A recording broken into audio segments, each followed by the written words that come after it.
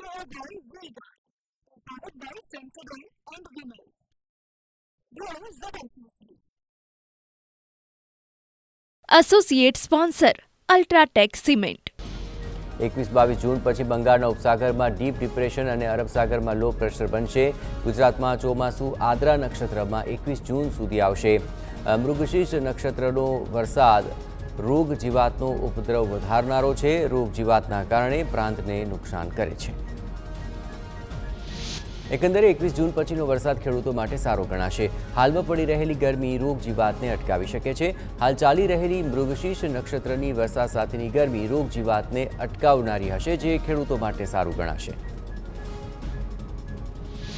અમરેલીના રાજુલાના માંડરડી ગામે જોરદાર ઝાપટું વરસ્યું. ગામના બજાર સહિતના વિસ્તારોમાં ભરાયા પાણી.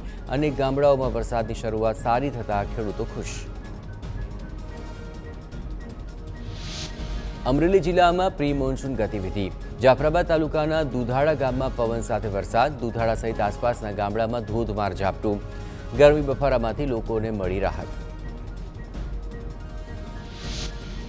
અમરેલીના ધારીના ગ્રામ્ય વિસ્તારોમાં વરસાદની ધમાકેદાર શરૂઆત. ચલાલાના ઇંગોરાળા પાતળા ગામોમાં મેઘો મહેરબાન. પાતળા ગામની રાવલ નદીમાં આવ્યું પૂર.